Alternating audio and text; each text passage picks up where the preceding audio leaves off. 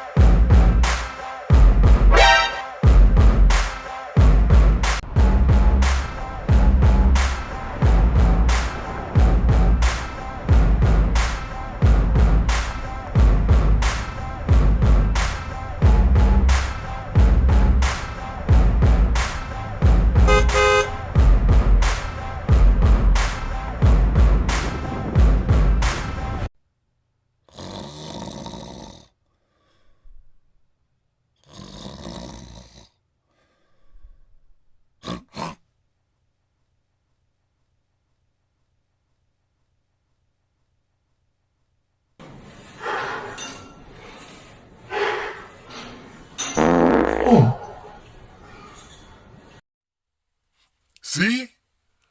I'm just a regular person. Now just sit back and enjoy the video on bad games. In this video, I'm going to talk about bad video games. Whether it's bad movies, bad food, or bad video games, part of determining if something is bad is left up to interpretation. Though, there are certain things that most people can agree on in which there is consensus that it sucks. When the developer and the publisher decide on what game they're going to make, they are going to try to appeal to a wide variety of people in order to maximize profits. But nobody told these people, what is it that makes people not like a game? I will discuss the different reasons this happens. First of all, this may have come as a shock to you, but we are not all made the same. If everybody had the same point of view when it comes to world issues, a lot of things would be resolved. Though I'm not saying it would have ended up being for the good. Just imagine if everybody thought Corey Feldman was a musical genius. He punches the skin. He's back into it. Watch someone while his back is turned. Really fucking gone. I don't have the track coming through my mind, but On the same count, everybody. Really?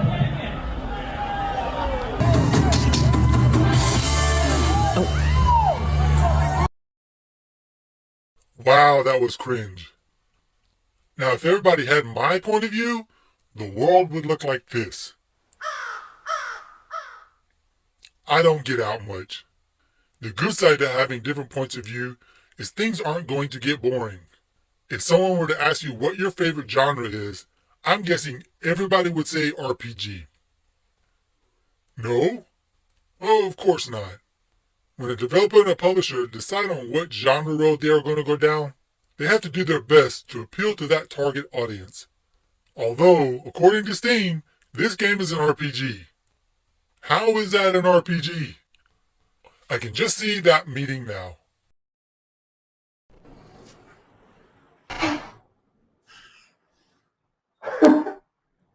Okay guys, settle down.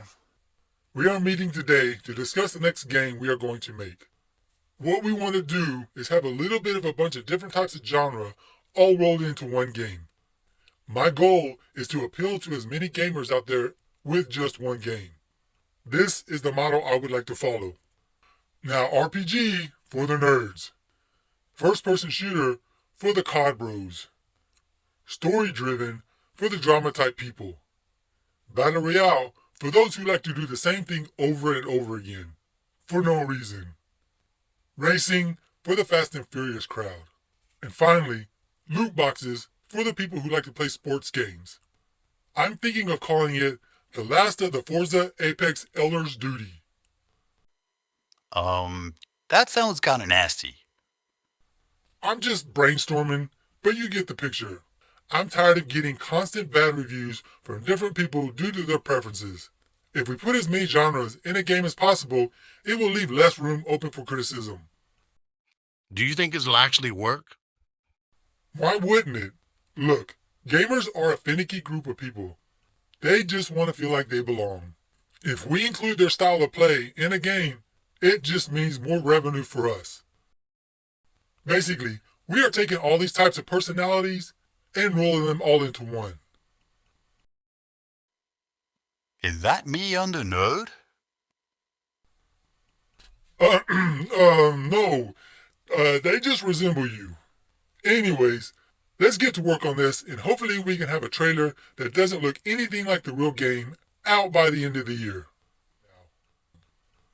I am sure most of us know about the video game crash of the 80s. Did you know that wasn't the first video game crash? The first consoles to come out were Pong consoles. Like any new idea that is financially successful, there will always be other companies to follow in order to get in on that revenue. Within a short time, the market was flooded with Pong consoles. Companies found themselves with an excess stock of Pong consoles they couldn't sell. The main problem is, even though they try to make different iterations of the idea, let's face it, Pong is Pong. In the 80s, it was somewhat a different story. There were also some instances of flooding the market with certain products. For instance, Atari made more ET cartridges than there were Atari consoles. But it was more due to the fact that the developers and the publishers pushed out garbage in order to cash in. For instance, in this game, you are a square being chased by a big duck. What? That's supposed to be a dragon? Sure looks like a duck to me. Anyways, I've played some of these games, and yes, there are a lot of stinkers in the bunch. In today's gaming climate, a bad game will not last due to the flow of information on the internet. A really good example of this is in the latest game, The Day Before. This game was supposedly in production for 5 years. It was the highest anticipated release of any game on Steam. What wound up happening is a colossal epic failure. I would go so far as to say a criminal failure. They promised a lot and delivered very little. That's what she said. To put this into perspective, just imagine seeing this car in an ad. The company states that this is going to be the way it looks once it goes into production. After years of delays, the car finally comes out and looks like this. Okay, so it looks a little different, but hopefully it drives like they promised. You get in the car and there's no USB ports, there's no AC, and the car only has 140 horsepower, not the 300 they stated.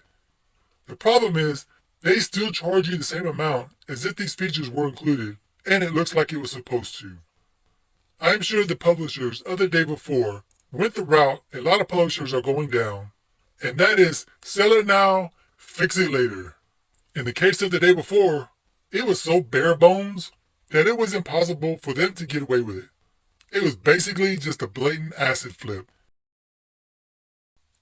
Hello? Is anybody here? Is that a zombie?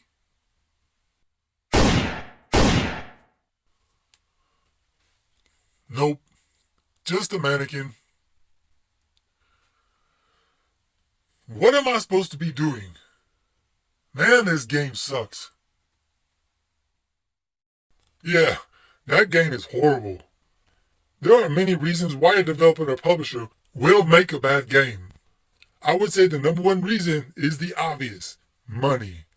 Like they say, money is the root of all that is evil. It sucks because these companies mainly care about profit over the integrity of the industry. And it's not a pretty industry to work in either.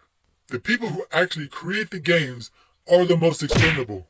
As soon as the game gets launched, they start gutting the workforce if they have no place to put them. Basically, they keep enough around to keep the game going. Hey, Indy here. Is the game ready to launch? No, I didn't say finished. I said ready to launch. Yeah, yeah, that's what the day one patch is for. Now that the game is ready to go, We need to cut back on the labor force. I'm thinking around 80% of the developers need to go. Just get the lowest paid people on board to help with any bugs that may come up. Oh, and get rid of this guy, Chad Harris. That guy makes way too much money. And who names their kid Chad? What? This is Chad? I ain't in a tunnel. You're breaking up. Yeah, I get it. It's a company, and they need to make profit in order to be viable. But I find it funny when the CEO and the higher-ups are making millions of dollars annually, and they fire the people without notice who are actually creating the game. When a developer or publisher design a game around the revenue, there is a very good chance it will be bad. It's one thing to make a bad free game in which microtransactions are its main source of funds, but making a bad game in the name of profits where people are paying $50, $60, or even more should be criminal. Another reason for a bad game is the developer is out of touch with how to make a game. It's like this guy thinking he knows how to paint.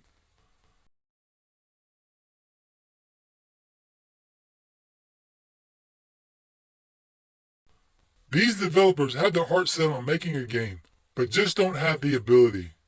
This is where the asset flips come in. It used to be that you had to know how to code in order to make a game. Now it's just using an engine and plopping down a lot of pre-rendered stuff, and bingo bango, you have a game. What's even worse is when the game is somehow good, but the voice acting is horrible. And a traitor to the stars. Now you're wrong. I was formerly with Umbrella, yes, but now I'm prepared to face anything. Even getting rid of you vigilante stars. As you can see, the gestures they use are repetitive and don't fit in with what they are saying.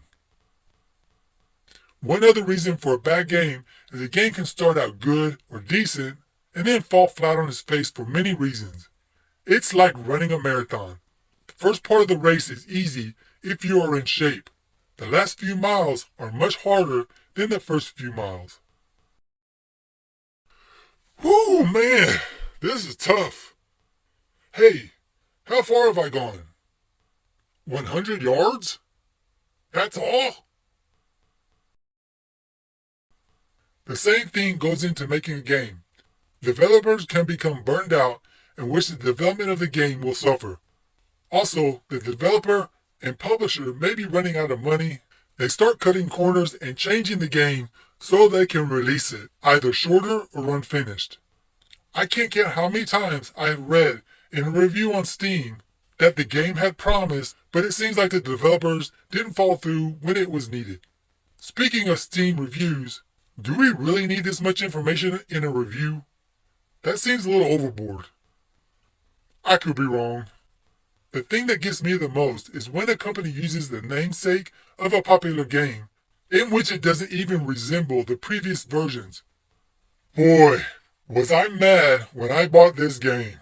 I love Need for Speed Most Wanted and was so excited when Most Wanted 2 was in development.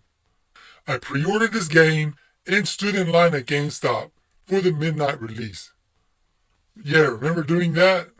That's how excited I was about getting this game. To say I was disappointed was an understatement. Because of this game, I would never buy a game when it first comes out. Even worse, pre-order. Though, I heard they are making a remake of the original. As excited as I am about it, I'm still going to wait some time to see what people think about it. One good example is how the developers of Unbounded did some things to the game that rubbed a lot of people who love Need for Speed in the wrong way. I don't know why they thought this cartoony effect was a good idea. Unfortunately, bad games are going to continue to happen for many reasons that could be avoided. Thankfully, companies like Steam will let you get a refund if you haven't played the game too much. In a market of many choices, it's starting to backfire big on some companies who choose to think they can get away with just about anything they want. As long as gamers push back in numbers, things will remain in check to a certain degree. Now, I would like to hear about your experience with bad games. I thank you for stopping by, and take care.